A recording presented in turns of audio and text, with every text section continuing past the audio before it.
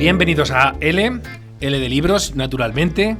Soy Mario Noya y este es el programa cultural de Bipartidismo Stream. La trilogía del pueblo. Ya tenemos la trilogía del pueblo traducida al español. La trilogía del pueblo de Frank Dikötter, un historiador holandés. El día que haya justicia en este mundo, en China, en la plaza de Tiananmen, en vez del retrato del carnicero Mao Zedong, del criminal Mao Zedong, del megasesino Mao Zedong, de esa alimaña, de lo peor que ha parido madre en la historia de la humanidad, digo que el día que haya justicia en este mundo, en vez de ver a ese ser infame, infecto, estaría bien que en China le pusieran la efigie de Frank Dikötter ahí. Porque la labor que está haciendo este historiador holandés para contarnos verdaderamente la historia o la auténtica historia de la China comunista es inconmensurable. 3 volúmenes. 3 volúmenes. ¿Qué 3 volúmenes, señores? Ahorren, porque no son baratos, pero merece la pena, ya les digo. ¿Qué 3 volúmenes? El primero, La tragedia de la liberación, una historia de la Revolución China, 1945-1957. Este libro se publicó en español en 2019. La tragedia de la liberación. Madre mía, la liberación, lo que en la China comunista llaman la liberación, ya os digo yo que de liberación tuvo poco. Fue una liberación orwelliana. Pobre Orwell, ¿no? Que al final su apellido ha acabado por significar todo lo contrario de lo que él querría que significara, ¿no? Así inicia esta obra, así arranca Dikötter, el prefacio de esta obra monumental. El Partido Comunista de China llama liberación a su victoria de 1949. Dicho término evoca imágenes de multitudes exultantes que salen a la calle a celebrar la libertad recién conquistada. Pero en China, la historia de la liberación y de la revolución que la siguió no es una historia de paz, libertad y justicia. Es, por encima de todo, una historia de calculado terror y violencia sistemática. 2 millones de terratenientes, con todas las comillas del mundo, asesinados. 2 millones de enemigos del partido, asesinados. Campesinos devenidos siervos de la gleba. ¿Qué puedo decir de aquí, de lo que fue esto? Vuelvo a leer a Dikötter.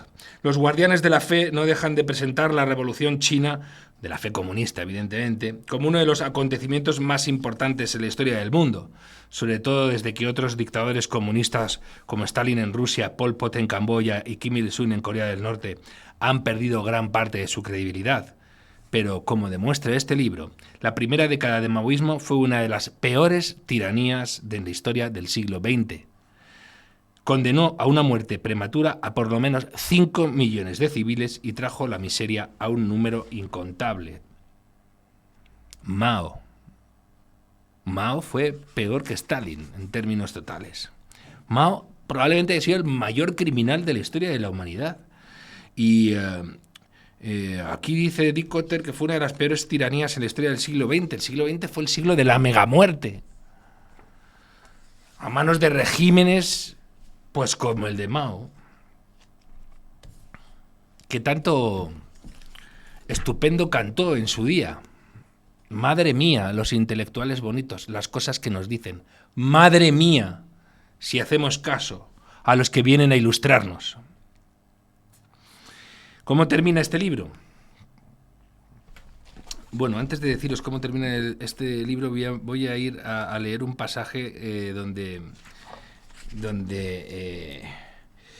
se dice algo muy interesante, ¿no? ¿Cómo procede esta gente? Cuando te dicen, no, el socialismo es una buena idea mal aplicada. No, siempre ha sido así. Siempre se ha fundado en el crimen. Fíjese lo que pone aquí Dikötter, ¿no? Había que empujar a una mayoría contra una minoría con el fin de destruir los valores morales y los vínculos sociales de reciprocidad que habían regulado la vida en las aldeas, por ejemplo, ¿no? Solo si se implicaba a las personas en los asesinatos, sería posible atarlas para siempre al partido. Nadie podía quedarse al margen. Todo el mundo debía mancharse las manos de sangre. Esto, exactamente esto, siempre y en todo lugar, esto y exactamente esto son las revoluciones socialistas, las que vienen a liberar al hombre. Siempre, en todo lugar, en todo momento. No es una oveja descarriada, no, nunca, nunca. Es así siempre. En este primer volumen, ya digo, se habla de los primeros años de la China comunista y, bueno, pues en el final de este volumen se da paso al segundo, ¿no? Y dice así: no había pasado ni una década desde la liberación y ya estaba a punto Mao para poner en marcha un nuevo y atrevido experimento que situaría a China a la vanguardia del campo socialista. Mao lo llamó el gran salto adelante, porque el país aceleraría el ritmo de la colectivización y entraría en una utopía comunista en la que todo el mundo viviría en la abundancia. Durante los 4 años siguientes, decenas de millones de personas morirían, decenas de millones de personas morirían a causa de los trabajos forzados, el hambre y la tortura en la mayor catástrofe provocada por la mano del hombre en China. No solo en China, ya les digo, probablemente en la historia de la humanidad. Estamos hablando de decenas, estamos contando este cataclismo donde usando como medida decenas de millones de personas, ¿de acuerdo? Esta es la tragedia de la liberación, el primer volumen de esta trilogía del pueblo absolutamente impagable. ¿Cuál fue la segunda? La gran hambruna en la China de Mao. Historia de la catástrofe más devastadora de China, 1958-1962. Este es el segundo volumen. Todos ellos publicados en acantilado, con traducción de Joan-Josep Musarra, los 3. Así que casi hay que hablar en español de la trilogía del pueblo, de Dicotter y de Musarra, ¿no? La gran hambruna. Entre 1958 y 1962, China descendió al infierno. Ya digo, la mayor catástrofe de la milenaria historia china se produjo en esos momentos.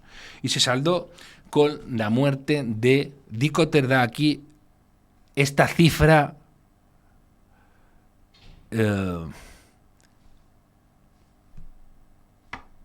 No hay un fallo de sonido, es que de verdad cuesta procesar esta cifra. 45 millones de personas. 45 millones de personas. La destrucción fue colosal, de tierras, de propiedades, de entornos naturales, de modos de vida. Cuando lees lo que provocó el comunismo en China, piensas... Yo, al tomar notas para esta presentación, me venía a la mente lo que los judíos, cuando hablan del holocausto, algunos de ellos rechazan el término, porque el holocausto tiene unas connotaciones sacrificiales religiosas que ellos no quieren que se asocie a lo que hicieron los malnacidos nazis, ¿no? Con la devastación de los judíos de Europa, ¿no? La aniquilación de los judíos de Europa. Entonces ellos utilizan un término que es la Shoah, y Shoah quiere decir devastación, ¿no? En hebreo. Bueno, lo que sucedió en China fue una absoluta devastación. Absoluta devastación. Los campesinos se vieron privados de su trabajo, sus hogares, sus tierras, sus pertenencias y sus modos de vida. La comida se distribuía con el cucharón en las cantinas colectivas de acuerdo con los méritos de cada uno y se transformó en un arma que obligaba a los individuos a seguir todos y cada uno de los dictados del partido. Un cucharón. Gente luchando por la comida en un cucharón, no les repartían caviar, evidentemente, ¿de acuerdo? El experimento culminó en la mayor catástrofe que hubiera conocido el país. Se perdieron decenas de millones de vidas, ya digo. ¿Qué puedo comentaros aquí?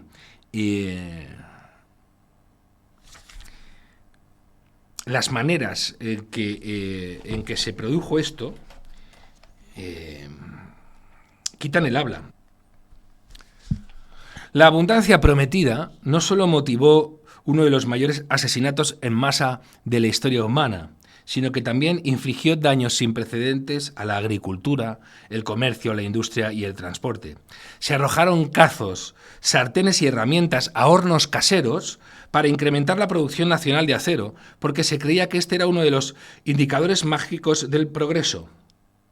Literalmente, los medios de supervivencia, de subsistencia de la gente, se invirtieron en ese gran salto adelante que fue la gran regresión de la historia de la humanidad.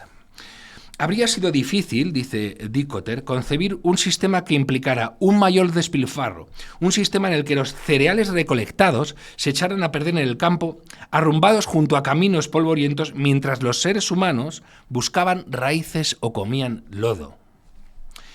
Se produjo también la mayor demolición de propiedades en la historia de la humanidad.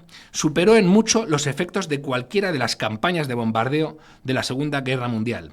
Hasta el 40% de los edificios quedaron en ruinas. China. Un plan de desarrollo provocó esto en China. Estamos hablando de las cifras que se manejan a la hora de hablar de la Segunda Guerra Mundial, donde todo un continente decidió aniquilarse, ¿no? Las presas y los canales construidos por cientos de millones de granjeros a un coste humano y económico muy elevado resultaron en su mayor parte inútiles o incluso peligrosos y provocaron corrimientos de tierras, obstrucciones de vías fluviales, salinización del suelo e inundaciones devastadoras. Después de finalizar la hambruna, aparecieron nuevas facciones que se opusieron con vigor al presidente, a Mao Zedong.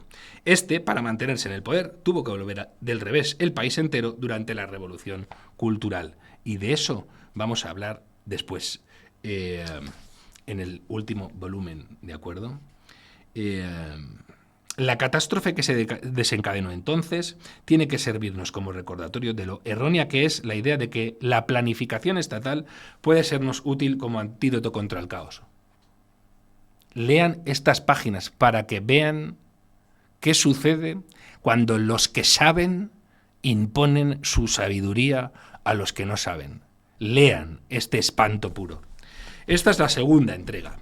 Y la tercera, que acaba de salir a la venta, por eso estoy hablando hoy de que se ha cerrado y de que por fin tenemos la trilogía del pueblo en su totalidad disponible en castellano, es La Revolución Cultural, una historia popular 1962-1976, la Revolución Cultural. La Revolución Cultural. Leo, porque como yo me quedo sin palabras, leo a Dikötter. Mao se había propuesto atrapar a sus enemigos con la destreza de un trampero. Pero una vez hubo preparado el escenario y en verano de 1966 estalló la Revolución Cultural, esta cobró vida y tuvo consecuencias indeseadas que ni siquiera el estratega más consumado habría podido anticipar. Mao quería purgar los peldaños más altos en el escalafón de poder, por lo que difícilmente podía confiar en que la maquinaria del partido se encargara de la labor. Así que recurrió a estudiantes jóvenes y radicales y les dio licencia para denunciar toda autoridad y bombardear las sedes del partido. Pero los dirigentes del partido habían perfeccionado su habilidad para la supervivencia durante décadas de luchas internas y, a fin de desviar la violencia que los amenazaba, animaron a los jóvenes a saquear las casas de los enemigos de clase. En algunos lugares, los activistas del partido y los trabajadores de las fábricas salieron a defender a sus líderes acorralados. Fue un caos, fue Besania pura, fue la locura desatada. Y estos eran los del socialismo científico, ya sabéis, ¿no? El resultado fue una explosión social de una escala sin precedentes. ¿Cuánta gente murió aquí, Mario? Ir contando millones, 45 millones en el gran salto adelante, unos 5 millones en la tragedia de la liberación. Pues sumémosles 1,5 millones, 2 millones más en estos 14 años espantosos. Revolución cultural, y casi aniquila la milenaria cultura china, ¿no? ¿Qué podemos decir aquí? Que esto solo se acabó con la muerte de Mao. Fijaos qué final en las páginas finales de esta tercera entrega. Según la tradición imperial, las catástrofes naturales presagían un cambio de dinastía. A primera hora de la mañana del 28 de julio de 1976, un magno terremoto sacudió Tangshan, una ciudad con minas de carbón cercana al mar de Bohai, más de 150 kilómetros al este de Beijing, de Pekín.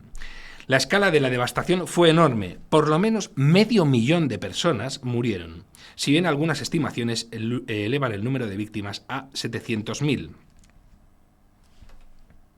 Atención.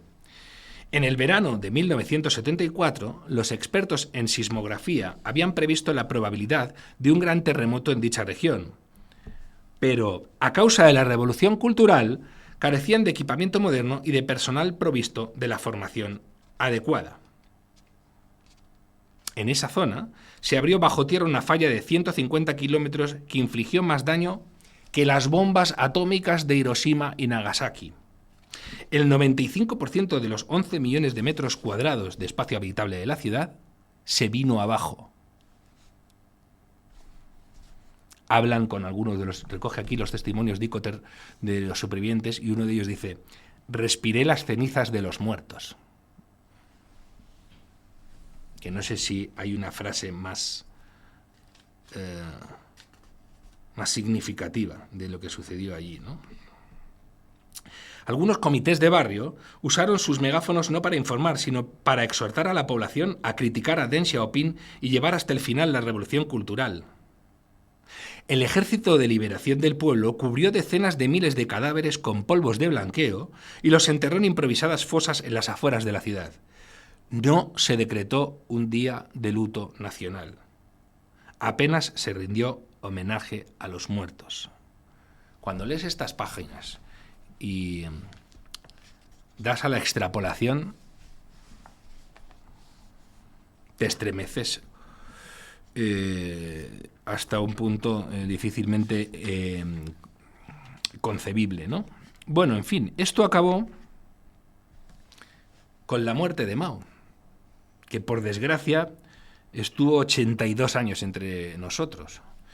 Y aquí en este punto yo pienso en la gran líder israelí Golda Meir. Una vez dijo: ha habido gente que ha muerto demasiado pronto y lo he lamentado. Y hay gente que ha muerto demasiado tarde y lo he lamentado más.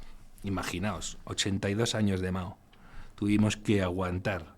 Y lo que sucedió fue lo que sucedió. Esto que os estamos contando con esta trilogía, ¿no? Cuando muere Mao, el régimen intenta dar la sensación de que las cosas van a cambiar, y evidentemente en la China comunista las cosas no cambiaron. Los derechos de los ciudadanos a expresarse con libertad, exponer la totalidad de sus puntos de vista, participar en grandes debates y escribir carteles con grandes caracteres, proclamados por el presidente Mao en 1966, fueron responsabilizados de haber contribuido al caos de la revolución cultural. Un año más tarde se abolió el derecho a la huelga.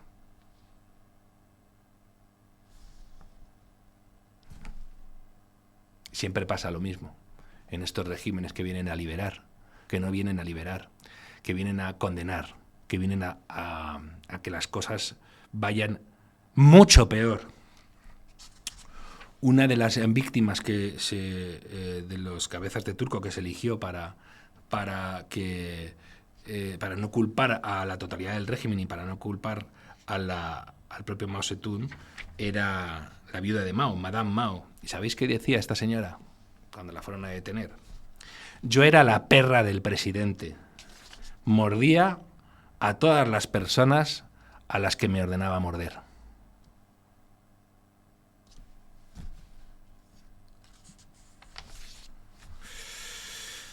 Esto es lo que dio de sí verdaderamente el maoísmo, que fue visto como una liberación. Y hubo un momento en que los intelectuales bonitos de Occidente consideraron que Mao era el bueno y que la Unión Soviética se había echado a perder, se había prostituido. Mao era el malo, Mao era el muy malo, Mao era el discípulo que mejoró a Stalin. Pero en mayo del 68 y de más sacudones de la juventud libertaria,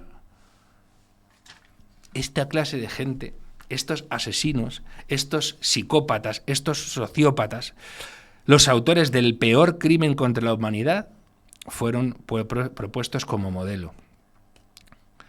Lo digo por si algún día queréis decirle alguna palabra bonita a esos profesores, a esos intelectuales que te vienen a decir que el socialismo libera y que es muy bonito y que fijaos qué bien le ha ido a China,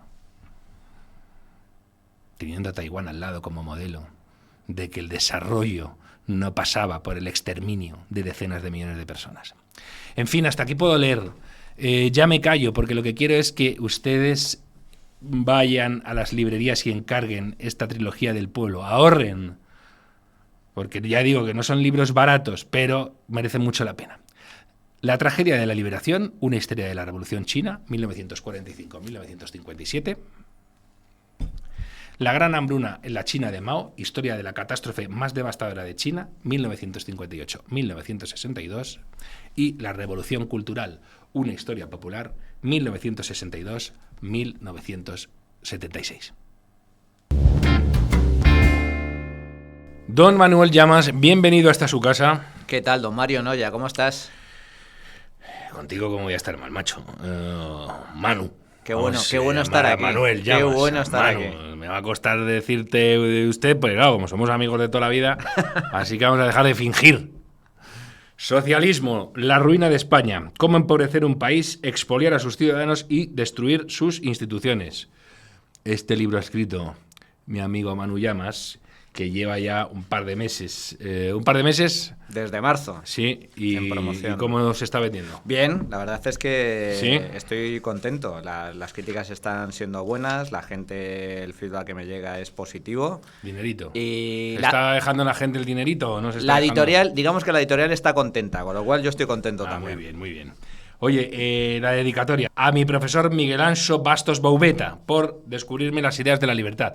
Bueno, un montón de gente va a saber quién es Miguel Anxo Bastos, pero para aquellos que no saben quién es, Manu, di algo de Miguel Anxo Bastos, porque es un señor, yo no sé si es la persona que más jóvenes de izquierdas ha convertido a las ideas de libertad. Qué bueno, pues a ver, Miguel Anxo Bastos Boubeta es un grandísimo profesor, es mi maestro, es mi mentor. Es un profesor extraordinario. Yo no sé hasta qué punto ha convertido gente que llegó a sus clases como rojos, como la azufre, como el infierno, y se han convertido al anarcocapitalismo. Han sido muchos, pero yo creo que en este caso le supera a Huerta Soto, pero por una cuestión. No solo porque lleva más años dando clase, sino muy especialmente porque Huerta se publicó, y de hecho en el Instituto Juan de Mariana ahora las hemos reeditado, sus clases de economía, y se han difundido a nivel mundial, con lo cual digamos que ha tenido mayor número de conversos. Eso es. Pero en cuanto a tasa, si lo midiésemos por tasa de conversión en clases presenciales, muy posiblemente Bastos a lo mejor esté por encima. Yo cuando entré en ciencias políticas y descubrí al profesor Bastos, yo entonces era un jovenzuelo, un tibio socialdemócrata. Sabía que no era socialista, porque nunca fui socialista. Porque eres gallego, los gallegos no pueden ser socialistas. No, efectivamente, somos muy apegados a la propiedad, a la tierra, al terruño, y eso hace que Galicia sea una tierra de derechas por naturaleza. Pero cuando llegué era un tibio socialdemócrata próximo a las ideas del Partido Popular, entonces de José María Aznar, cuidado. Sí. Entonces, llegué allí y yo estaba rodeado de rojos comunistas como Pablo Iglesias. Claro. Y cuando acabamos el curso, te garantizo que del orden de entre el 40 y el 50% se convirtieron al liberalismo gracias al profesor Bastos. De verdad, queridos amigos, echad un vistazo, poned Miguel Anxo Bastos en Google y disfrutad de los fragmentos que hay por ahí de sus intervenciones, de alguna clase, etcétera, porque ya digo yo que no os va a defraudar. Bueno, y voy a dar una anécdota más. hace poco, creo que en La Voz de Galicia, hicieron una consulta popular. ¿Quién quiere usted que dé el pregón? Y pusieron a 4 progres y ahí el mundo bastista se movilizó y salió como 30.000 votos. 30.000 personas y con un 90% de la gente pidiendo que fuera Bastos. Por una amplia mayoría. Que yo creo que no va a dar el pregón Bastos, ¿no? Pero no por creo lo que menos, la alcaldía lo permita. Por lo menos el troleo se produjo. Manu, vamos a entrar en materia. El socialismo no funciona. No lo ha hecho en el pasado, no lo hace en el presente y tampoco lo hará en el futuro. Y no es una cuestión de personas ni de países, sino de ideas. El socialismo no funciona porque no puede funcionar. Sus principios son erróneos de base y, por tanto, por mucho que se aplique una y otra vez, el resultado siempre será el mismo: miseria, represión y muerte. Este es el inicio de tu libro. Manu, ¿cómo concebiste este libro? ¿Qué idea tenías? ¿O te lo propusieron? ¿Lo propusiste? ¿Cómo fue? Cuéntame los inicios. La editorial contactó conmigo para escribir algo. Me dieron la opción de que escribiera lo que quisiera. Y yo lo que les propuse es, bueno, pues abordemos el empobrecimiento de España. Porque la gente no es consciente de que nos estamos empobreciendo. A mí siempre me ha interesado mucho cómo es posible que haya países ricos, países pobres, cómo se crea la riqueza, cómo se crea la pobreza y, sobre todo, cómo se produce esa transición. Porque como la riqueza no está dada, la riqueza se crea y la riqueza se destruye, esto hace que haya países que son ricos y haya países que son pobres, pero al mismo tiempo, ¿cómo evolucionan? ¿Cómo hay países que en su día fueron ricos y se convirtieron en pobres y al revés? ¿Cómo hay países pobres que se pueden llegar a convertir en enormemente ricos? Pues bien, yo por mi profesión, como bien sabes, Mario, porque hemos trabajado muchos años juntos, me he dedicado al periodismo económico de la mayor parte de mi carrera y he analizado muy en profundidad todo lo que sucede en España a nivel económico y evolución económica, las crisis económicas, la situación económica del país. Y la gente, yo estaba percibiendo que la gente, pues mucha gente no es consciente de lo que estaba pasando en este país. Y es que en este país nos estamos argentinizando desde el punto de vista peronista. Argentina... Pre-Milei. Argentina era un país enormemente rico a principios del pasado siglo. Llegó el peronismo, llegó el socialismo de la mano del general Perón, socialismo populista, radical, y empezó a minar las instituciones, a destrozar y atacar la propiedad privada, a limitar y restringir el comercio, y todo eso se tradujo en un empobrecimiento constante y gradual en el tiempo, hasta tal punto que, siendo una gran potencia económica, tal es así que los españoles, nuestros bisabuelos, emigrábamos a Argentina a buscarnos la vida porque aquí nos moríamos de hambre. Ahora son los argentinos, hasta hace poco, los que emigraban en masa del país debido a ese empobrecimiento. Pues bien, España está en ese proceso y yo abordo en el libro ese proceso que nos está llevando a la más absoluta ruina de la mano del socialismo. Socialismo de todos los partidos. Como decía Hayek, exacto. Sí. Porque aquí hay un punto de inflexión que es el año 2004, llega Zapatero y a partir de ahí todo se tuerce. Luego... Brutal. Llega Rajoy, mantiene esa senda tremendo de declive, que es el gran culpable desde mi punto de vista de que ahora estemos bajo la bota de Pedro Sánchez, y ahora con Pedro Sánchez. Nos estamos empobreciendo y a mí es algo que me preocupa porque yo vivo en España, soy español y me gustaría quedarme aquí y este proceso que estamos viviendo es lamentable. Manu, ¿sabes qué pasa ahí? Fíjate, ahí hay un tema que es este. En América alucinaron con el avance de España. Yo recuerdo unas imágenes, no sé si es en una cumbre iberoamericana, y además ahora ya hasta me bailan los nombres de los protagonistas, y hay varios expresidentes, no sé si es, pues no, es que no me acuerdo, no sé si era Cardoso, el de Brasil, Romano Prodi, que no sé si estaba ahí como presidente de la Comisión Europea, eran presidentes extranjeros del ámbito iberoamericano, y a lo mejor estaba Prodi, que en una parte dicen, ¿habéis visto cómo está España? Porque no se lo creen, porque España ha pasado, en 50 años ha pegado un cambio asombroso. España ha pasado de tener buena parte de su territorio con condiciones del tercer mundo o de países en vías de desarrollo a ser una auténtica potencia y unos niveles de bienestar increíbles. Entonces, el que ha seguido la evolución de España han dicho, madre mía, estos con la guerra civil que tuvieron tan espantosa, y después, fíjate cómo han salido adelante había mucho cachondeo, los turistas, las carreteras que se encontraban los turistas cuando venían y cuando hacíamos películas de suecas y tal. Entonces de repente ven que España es Suiza. Y hay americanos que han visto eso. Nosotros entonces, al ver cómo reacciona la gente y cómo nos llegan todos y cómo vivimos de bien, en términos, ahora digo, humanos, de calidad humana. De calidad de vida, sí. No te espabilas. Sí. Y entonces tu país se va al guano y cuando te das cuenta, tu país ya es Argentina, tercer mundo, y hay algo que alucinas, que es que los argentinos, cuando vienen a España, de repente dicen, madre mía, mi país, lo que es. Porque ahí hay cosas que dan por hechas, como comprar zapatos a plazos o no pagar con tarjetas o ir a una gasolinera y bajarte para comprobar que verdaderamente te echan la gasolina, que aquí nos suena como diciendo, pero ¿de qué me estáis hablando? Y ese es uno de los grandes problemas, Manu, yo creo, para despertar a la gente. Que estamos en la ollita donde se cuece la famosa rana y dices, ay, mira qué calorcito y todo. Y no te das cuenta y estás yendo en picado. Porque nosotros mismos ya, nuestra misma generación, hemos perdido un montón de calidad de vida. Y ya das por hecho. La gente ha visto que ya no pone el lavavajillas cuando quiere, sino por la noche. Porque estamos ya como muy parametrados en cuestiones de ahorro energético. No viene un apagón y la gente se lo toma cachondeo.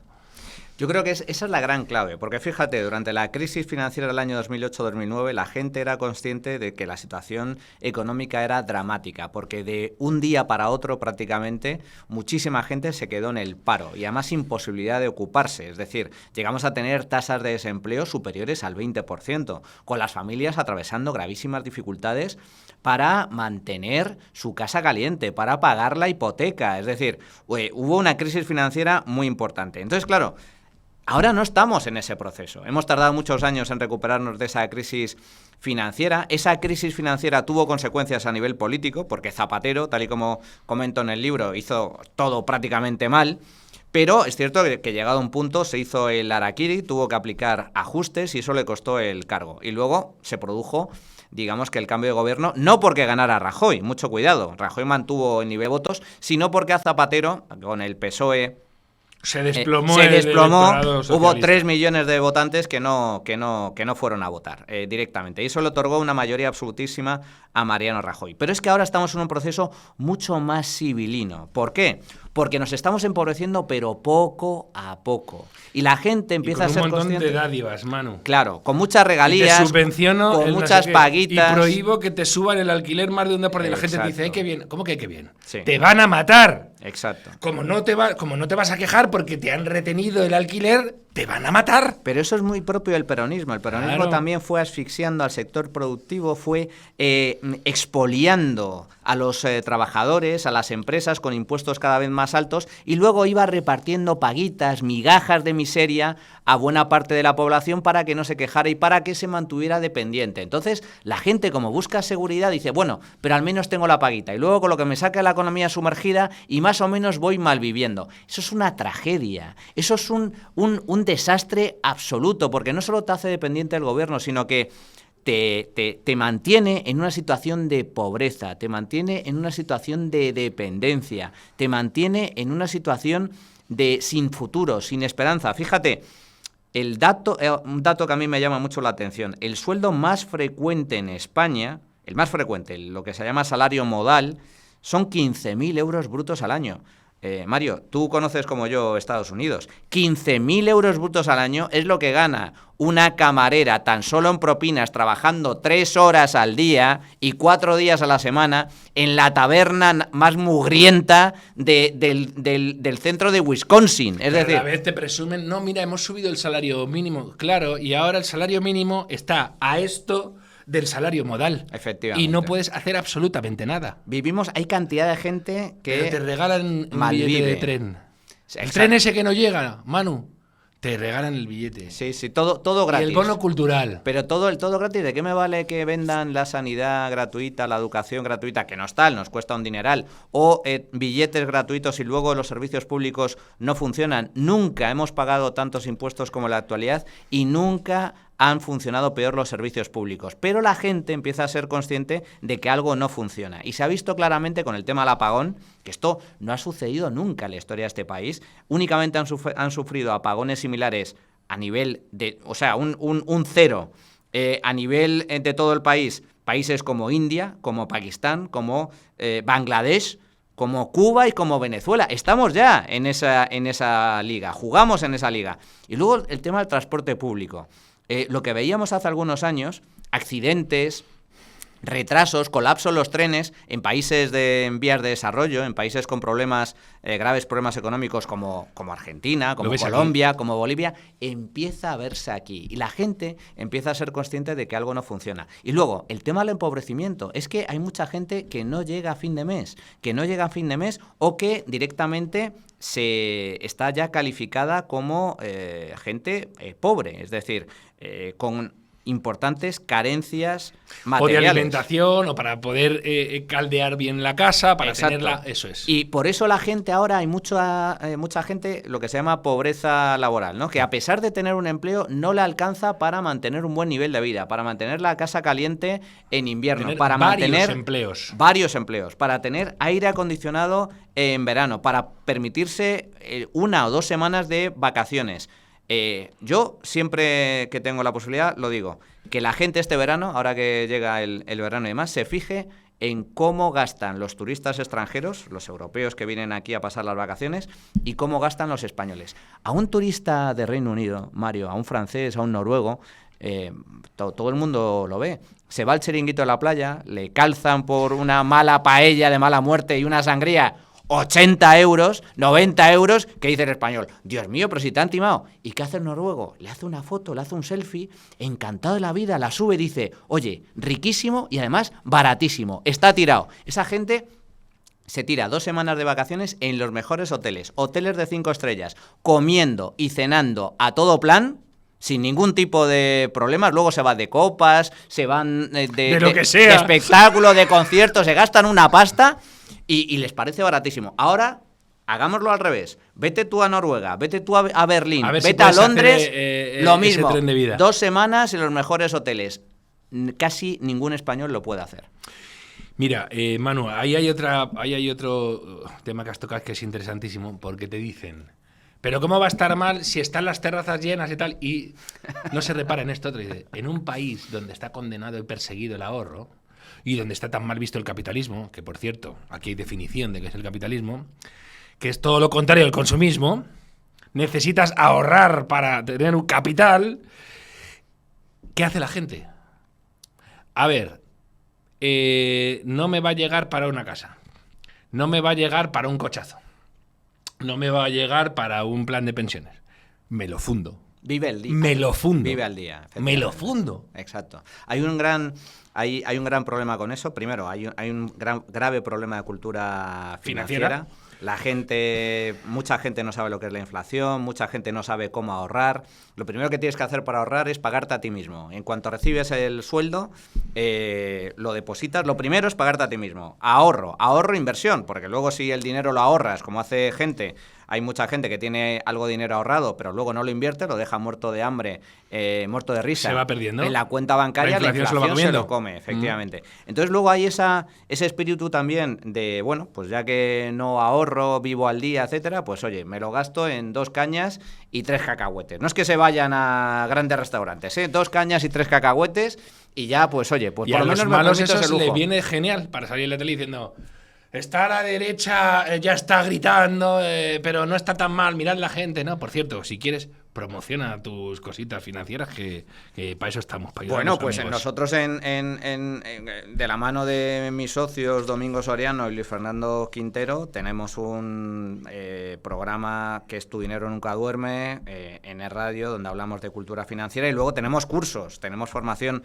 financiera donde intentamos enseñar a ahorrar e invertir. De hecho, tenemos un curso que está teniendo un gran éxito, que es Invertir con Cabeza y Ganar a Largo Plazo, que es un curso fundamentalmente para todos aquellos que no tengan ni idea de cómo funciona la inversión, ni siquiera de cómo ahorrar.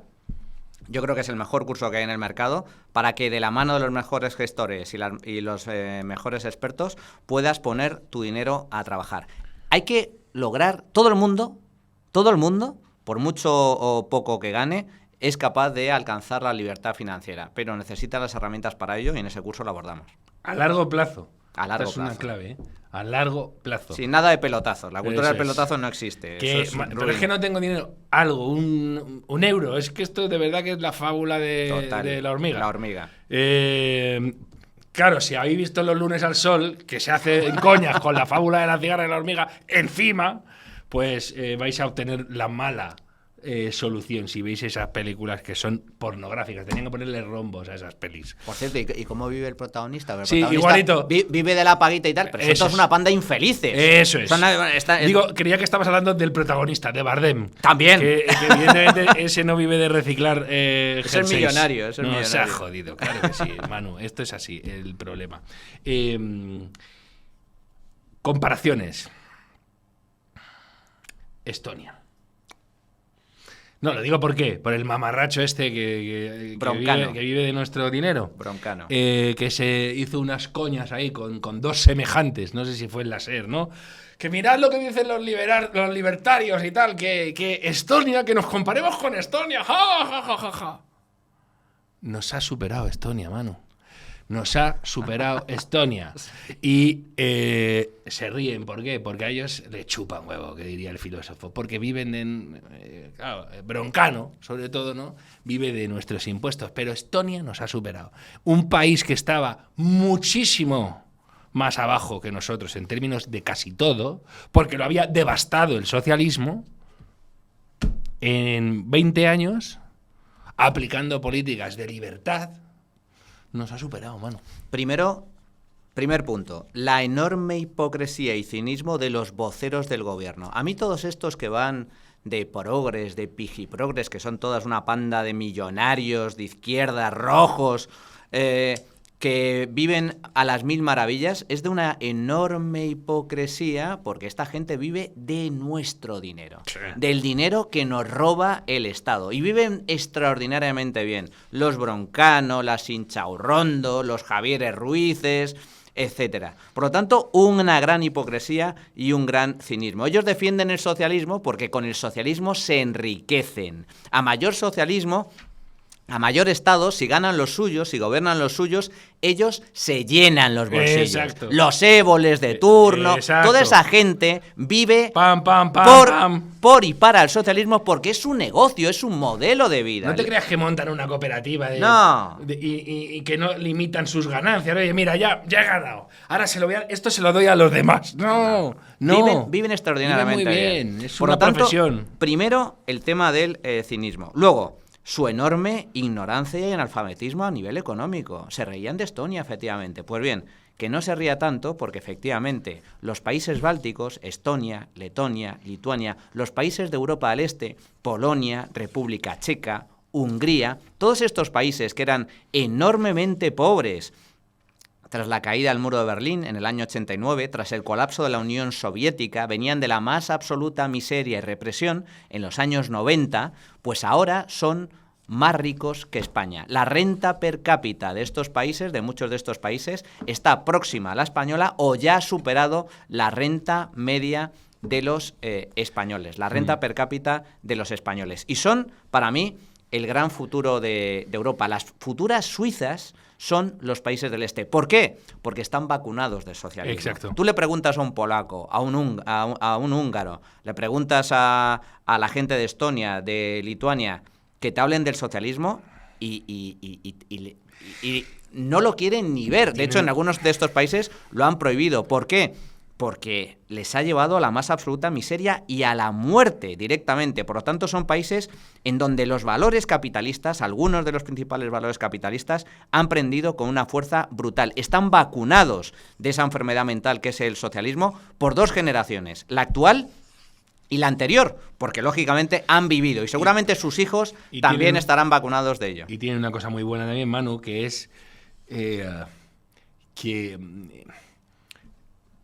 están también muy vacunados contra las burocracias, porque el mundo comunista sobre todo era mucha burocracia y hacer colas para todo y papeleo para todo. Entonces de repente cuando ven que Europa hace eso dicen no, No queríamos Moscú, no queremos Bruselas, si Bruselas va a hacer eso. Así que si es eso, os quedáis solitos, que ya nos las apañaremos nosotros.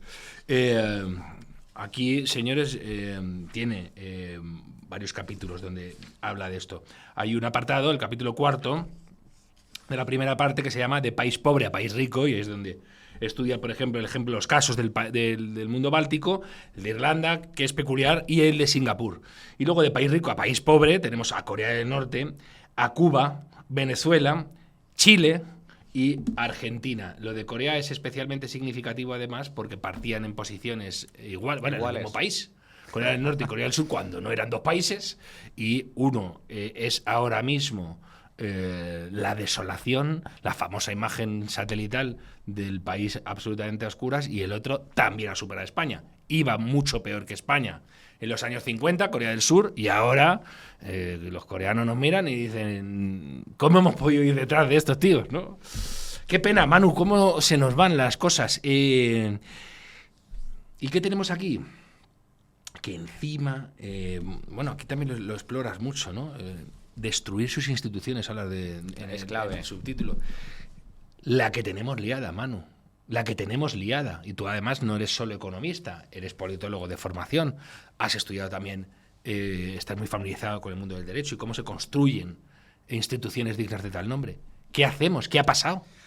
Pues es terrible, porque no solo es un empobrecimiento generalizado, no solo estamos atravesando un declive a nivel económico, sino también a nivel político y a nivel institucional, de la mano también del socialismo, de la mano de Pedro Sánchez y el gobierno sanchista, con el apoyo de los comunistas y sus socios separatistas, está atacando las instituciones básicas de la democracia liberal. España ya no es una democracia sólida, ni consolidada, ni sana. La democracia española ha caído a segunda división. Hay indicadores que así lo establecen, cómo se ha deteriorado brutalmente las instituciones, el Estado de Derecho, la independencia judicial. Tenemos un gobierno que, en lugar de combatir la corrupción, y hay que recordar que llegó al poder mediante una moción de censura con la excusa de la corrupción del PP, pues bien, se ha convertido en el gobierno con mayores escándalos de corrupción de la historia de la democracia, y en lugar de combatirlos, lo que ha hecho es taparlos, defenderlos, con una estrategia que es tremendamente peligrosa. No pretende limpiar las cloacas del Estado, ni la basura que inunda Ferraz, apartando a los corruptos, poniendo medidas para combatir y corregir esos escándalos de corrupción, sino que ataca a todos aquellos que critican e investigan la corrupción del PSOE. Atacan a los jueces, atacan a la Fiscalía Anticorrupción, atacan incluso a los investigadores, a la Guardia Civil, a la UCO, atacan a la prensa libre, a los periodistas que destapan los casos de corrupción. Por lo tanto, un país sin Estado de Derecho, sin separación de poderes, sin justicia independiente y sin prensa libre, no es una democracia liberal. Es otra cosa. Pedro Sánchez está dando un autogolpe de Estado. En España hemos tenido hasta el momento 2 golpes de Estado, pero todos han venido de fuera. El golpe de la mano en los años 80, de la mano de un grupo de la Guardia Civil entrando a tiros en el Congreso, se resolvió en 24 horas. Asunto resuelto. Otro golpe de Estado en el 2017 de la mano del gobierno independentista de Cataluña, lo paró la justicia, lo paró el rey, y tanto es así que fueron juzgados, condenados y encarcelados, luego amnistiados por Pedro Sánchez. Y uno se fugó, Puigdemont, que sigue en Bélgica. También se resolvió. Logramos superar ese reto, aunque el gobierno de Pedro Sánchez ha aprobado una aberración jurídica que es la amnistía. Pero el Estado de Derecho funcionó. Pero es que ahora nos enfrentamos al mayor golpe de Estado, al más peligroso, porque es la primera vez que se intenta llevar a cabo un golpe de Estado desde el propio Estado. Y cuando me refiero a Estado, me refiero al Gobierno central, la Moncloa. El autogolpe de Estado se está protagonizando desde el Palacio de la Moncloa, atacando el Estado de Derecho, porque la ley de amnistía, con este Tribunal Constitucional absolutamente politizado, se va a avalar a sabiendas de que es inconstitucional y, por lo tanto, ya no hay seguridad jurídica, ya no hay Estado de Derecho, ya no hay imperio de la ley. Todo es posible a partir de la aprobación y el aval del Tribunal Constitucional a la ley de amnistía. Luego tenemos ataque a la independencia judicial, ataque a la separación de poderes, ataque a la prensa libre y ataque, Mario, y esto es muy importante, a la propiedad privada. Se están atacando instituciones básicas de la economía de mercado y de la democracia liberal. Si tiene éxito Pedro Sánchez, España dejará de ser una democracia. Será un régimen autoritario, una autocracia. Mira, esto que has dicho, hay un libro que tiene encima unos años que se llama El proceso español, de Juan Milián, donde él cuenta que la tragedia de España es que el procés catalán famoso que ha destruido Cataluña se ha trasplantado a España. Total. Ese es el drama. Manu, nos hemos comido con patatas el tiempo para hablar de socialismo en la ruina de España. Primera parte, socialismo versus capitalismo, con 5 capítulos. Segunda parte, España, 50 años de avance, con 3 capítulos. Parte tercera, la ruina sanchista, que tiene 1, 2, 3, 4, 5, y luego tienes un epílogo para la esperanza. A ver, danos esperanza, porque a mí lo que me produce desolación es ver que luego... ¿quién te iba a decir que Rajoy iba a malbaratar de esa manera tan escandalosa y iba a acabar de una manera tan oprobiosa con la famosa imagen del bolso de Soraya?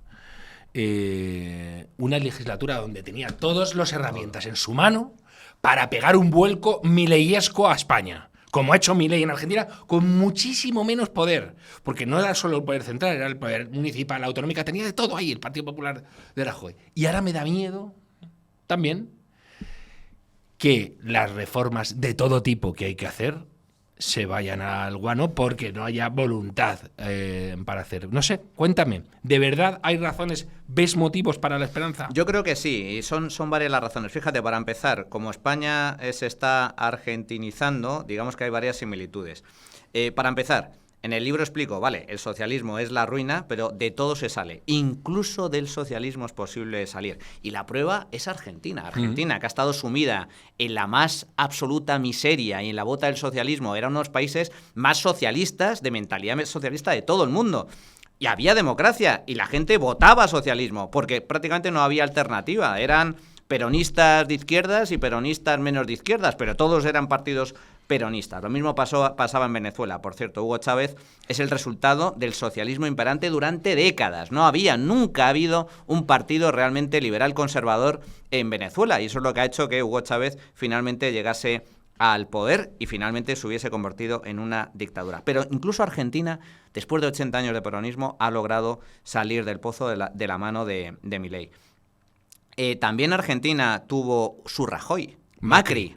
Macri desperdició el gobierno argentino, no hizo absolutamente nada y luego volvió a gobernar Cristina Fernández de la mano de Alberto Fernández, de su pupilo, de su socio.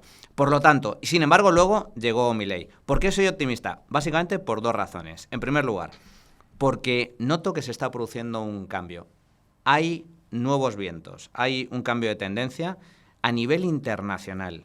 Durante décadas el mundo libre ha estado absolutamente abandonado en cuanto a la batalla de las ideas. Por eso ha ganado el enemigo. Ha ganado el wokismo, ha ganado la izquierda, ha ganado el socialismo, porque no había alternativa, porque nadie le plantaba cara desde la caída o desde la desaparición de Margaret Thatcher en Reino Unido, Ronald Reagan en Estados Unidos y el Papa Juan Pablo II en Roma. No ha habido un referente liberal conservador que defienda las ideas de la libertad, hasta Javier Milei. Y Javier Milei ha supuesto un punto de inflexión. Con la llegada de Javier Milei, Milei no solo es un fenómeno nacional, es un fenómeno internacional. Yo estoy convencido de que van a surgir, ya están surgiendo, miles de pequeños Mileis que quieren dar el salto a la política con opciones, con alternativas. Además, Milei me gusta porque él es muy consciente de que la alternativa, hay un enemigo común, que es el socialismo, y con independencia de las diferencias que puedan existir entre formaciones liberales y proyectos más conservadores, liberales y conservadores tienen que unirse, tienen que entenderse, tienen que asociarse para combatir y derribar y ganar al enemigo común, al adversario común, que es el socialismo, venga de donde venga. Por lo tanto, yo creo que ahí hay un viento de cambio que puede ser muy positivo, que tarde o temprano llegará a España, que como siempre, España siempre llega tarde a todo, tardará en llegar, pero acabará llegando. Y en segundo lugar, soy optimista por el propio crecimiento económico. La revolución tecnológica que estamos viviendo, de la mano de la inteligencia artificial, va a permitir que la productividad siga creciendo y que el crecimiento mundial siga aumentando con fuerza. Y eso va a ofrecer también oportunidades para España. Muchos españoles, si aquí seguimos en declive, optarán por irse. Pero también seremos conscientes de que mientras el resto de países crecen y se desarrollan, nosotros nos estamos empobreciendo. En definitiva, yo creo que hay motivos para la esperanza. Tarde o temprano llegará el cambio a España y lograremos vencer el socialismo imperante. Ojalá este libro tenga que estar en las tiendas de saldo enseguida, lo siento, Manu, por ti, porque ya no haga falta. Bueno, va a hacer falta siempre como recordatorio de a dónde podemos ir. Señor Manu, muchas gracias. Un placer, como siempre. Y nada, seguimos en la batalla. En la batalla, que es la clave. La batalla cultural, la batalla de las ideas, la batalla ideológica. Esa es la madre de todas las batallas. El cierre de este programa va a venir por cuenta de Carlos Hernández Quero, Carlos H. Quero. Y Carlos H. Quero se vengó de mí con este vídeo que vais a ver, porque veníamos de coincidir en una tertulia en la que no le dejé hablar. Y entonces yo le dije, bueno, pues ahora hazte una recomendación de un libro, un par de minutos. Miren el caso que me hizo Carlos H. Quero o El Vengador. Bueno, pues a mí me gustaría recomendar sobre todo una corriente, una forma de mirar el pasado. Yo soy historiador, que a mí me ha marcado profundamente, que es la llamada historia cultural, que no es la historia de la cultura con mayúsculas, que no es la historia de la música o del arte o de la arquitectura, sino que es la historia de cómo la gente entendía el mundo, de cómo la gente pensaba, por qué había llegado a pensar así, cómo ordenaba su mundo, cómo daba significado y sentido a las cuestiones que sucedían a su alrededor. Es decir, estamos hablando de cultura en un sentido antropológico, rituales, ceremonias, costumbres, hábitos. Y es una corriente historiográfica que, sobre todo a partir de los años 80, tuvo gran altura y gran desarrollo. Para mí fue fundamental para mis propias investigaciones y mi manera de entender no ya la historia, sino también incluso las relaciones sociales y, por qué no decirlo, la política. Hay un libro delicioso, maravilloso, que es uno de los fundadores de esta corriente, que es un libro que se llama La gran matanza de gatos y otros episodios en la historia de la cultura francesa, que es una sucesión de capitulitos de 50, 60 páginas a cargo de Robert Darnton, tal vez el más importante de todos estos historiadores de la cultura. Es un historiador estadounidense, aún sigue vivo, aunque creo que ya es muy mayor. Y él lo que le interesa, lo que le preocupa es entender los cómo y por qué de la gente corriente, de la gente de a pie, de la gente llana, en un momento en el que prácticamente su voz no existe y creemos que lo que la gente pensaba era pues poco más o menos que una repetición de lo que desde el núcleo irradiador del poder o de los cortesanos pues se decía. La hipótesis de partida de este autor es que el pasado es en verdad un país extraño, es un continente extraño y que lejos de ser una sucesión o una continuidad lógica de lo que pensaban nuestros tatarabuelos y los suyos, pues que en verdad para poder acercarse a cuáles son las maneras de entender el mundo, la cosmovisión de estas personas, hace falta hacer un ejercicio de empatía, de comprensión parecido al que lleva a cabo un antropólogo, un etnógrafo, cuando se va al Amazonas o cuando se va al Tíbet y quiere entender cómo piensan las personas que está analizando. De esta forma, él considera que el pasado es tan impenetrable como una selva y que hace falta, a través de encontrar unas buenas rutas de acceso, que son aquellos documentos, aquellos archivos del pasado, que nos generan un electroshock cultural, que nos parecen tan diferentes a lo que nosotros somos, que requieren una explicación que nos permita meternos de lleno en el pasado. Y es lo que hace con este libro de La gran matanza de gatos. Él comienza con una historia que además está deliciosamente escrita, que es una matanza de gatos que fue muy divertida en la época, hoy parecería casi contracultural o políticamente correcto, pero fue una matanza de gatos que se produjo en la década de 1730 en un taller, una imprenta en París. Es una matanza que tiene un significado oculto, un significado velado, y es que los obreros que trabajaban en aquella imprenta mataron a los gatos, que eran animales muy queridos por sus patronos, con los que vivían, gatos que por la noche maullaban y les impedían dormir, gatos que colmaban las atenciones y la buena comida que los patronos no les daban a ellos, y hicieron una parodia de juicio, con su tribunal, con su sentencia de muerte, ahorcaron a los gatos, y aquel ritual, aquella ceremonia se convirtió en una forma de transmitir un mensaje que ponía en cuestión el orden social en la Francia del momento, y hacía ver en ese contexto pre-revolucionario que las cosas estaban cambiando y que tal vez estaba tambaleando aquel suelo que se consideraba que era tan firme. Este caso permite, a través, que es la estrategia típica de lo que se llama microhistoria, a partir de un caso particular, se va densificando la narración y se va yendo al contexto, y permite ir entendiendo, bueno, pues cómo era la manera de pensar, de ordenar el mundo, en este caso de unos artesanos, de unos obreros de una imprenta en París. Y a partir de este caso, pues el libro es riquísimo en anécdotas, es riquísimo en maneras de entender bueno, pues episodios culturales del momento. Otro de los capítulos está dedicado, se llama Los significados de Mama Oca, y es, bueno, un intento de reconstruir cómo eran las narraciones orales de los primeros cuentos campesinos, antes de que fueran tipificados y codificados por Perrault, por los hermanos Grimm. Bueno, significado original de Caperucita Roja, que nada se parece al significado que actualmente le atribuimos, el significado de Pulgarcito, el significado de La Bella Durmiente, y cómo eran maneras que tenían los campesinos para educar a sus hijos, moralejas, ante un mundo que era cruel, despiadado, crudo, y que tenían que, bueno, les daban estrategias para poder manejarse dentro del mundo, y bueno, pues con contenidos a veces muy violentos, muy sexuales. Este libro, por no destriparlo más, es de verdad una auténtica delicia para aquel que quiera ver el pasado no desde los ojos de los grandes hombres, sino a ras de suelo y de abajo arriba, tal vez. Y este mismo autor tiene otro libro fantástico, su especialidad es el 18 francés, y tiene otro libro fantástico que se llama Los bestsellers prohibidos en Francia antes de la Revolución. Y para aquel que sea un apasionado de los libros e incluso de la historia de la lectura, es una obra fantástica, porque su tesis es que, lejos de haber ese núcleo irradiador de los ilustrados, Diderot, D'Alembert, Voltaire, que pontificaban y escribían, y eso era recibido como un maná por las masas, bueno, pues lo que nos muestra es que había unos circuitos de circulación, de información, de literatura clandestina por debajo de la manga, de literatura, o sea, de bibliotecas prohibidas en las casas, de kioscos donde se estaba distribuyendo pues literatura pornográfica, literatura irreverente, literatura que ponía en entredicho bueno, la jerarquía social, literatura que era ofensiva con el rey, que era ofensiva con el sector nobiliario. Creo que recordar los títulos más famosos de aquel momento eran Teresa Filósofa, que bueno, era un alegato anticlerical y tremendamente pornográfico, y otro que se llamaba El año 2448, que anunciaba un futuro en el que el orden social pues, sería bastante distinto al entonces existente.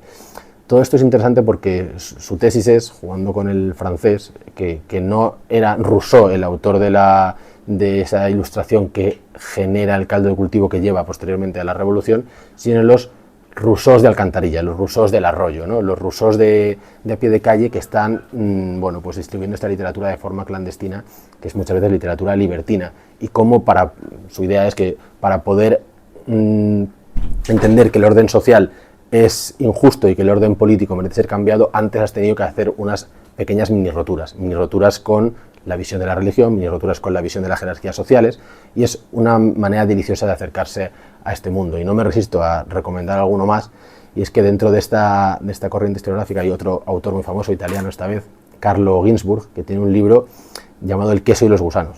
Bueno, un título aparentemente muy poco historiográfico, ¿no?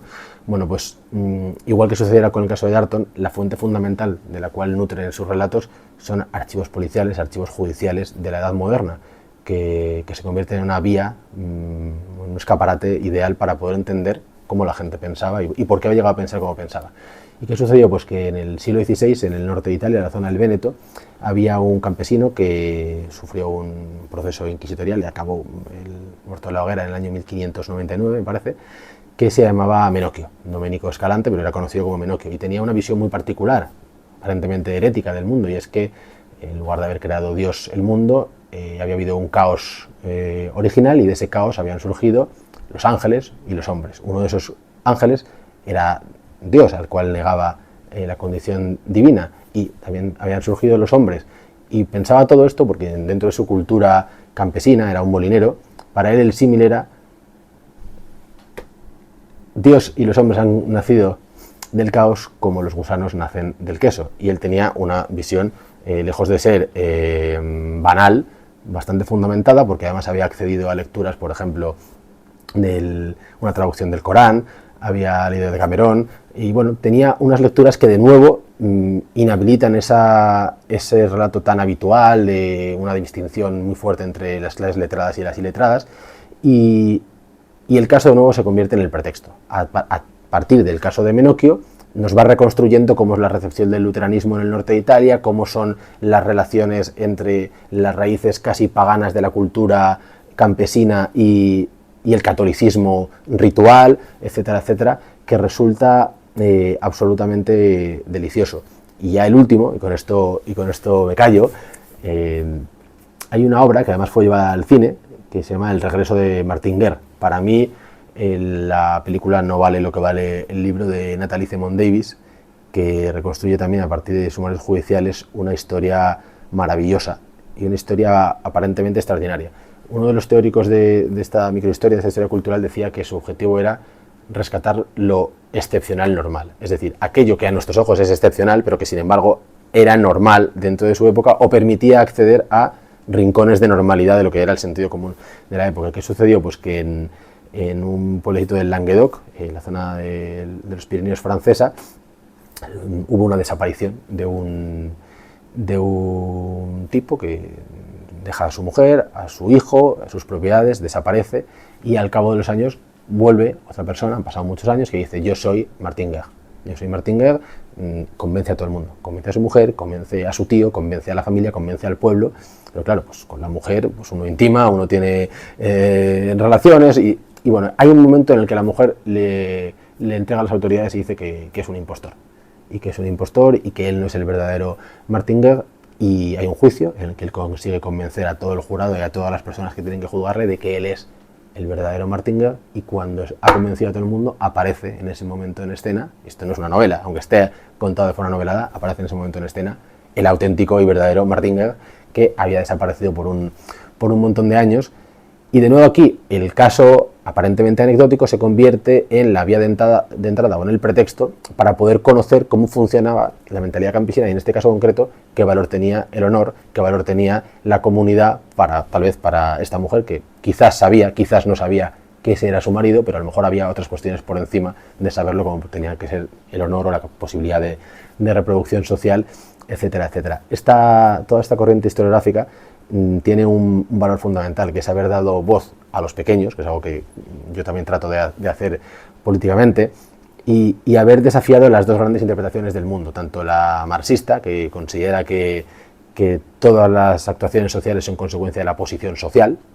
Aquí dicen, no, aquí lo que tenemos que hacer es reconstruir un contexto muy rico de vida ordinaria, de rituales, de hábitos, de costumbres, es decir, de cultura en un sentido antropológico, y también desafía esa visión del mundo elitista que considera que siempre hay un núcleo primigenio en el que germinan las ideas y que todo llega al final a la base. Pues la interpretación que hacen nuestros autores, por ejemplo, del siglo XVIII francés, que habría sido imposible la Ilustración y habría sido imposible las guillotinas sin todas esas micro roturas que le están dando en un orden informal y cotidiano en pequeños espacios como el de la Gran Matanza de Gatos.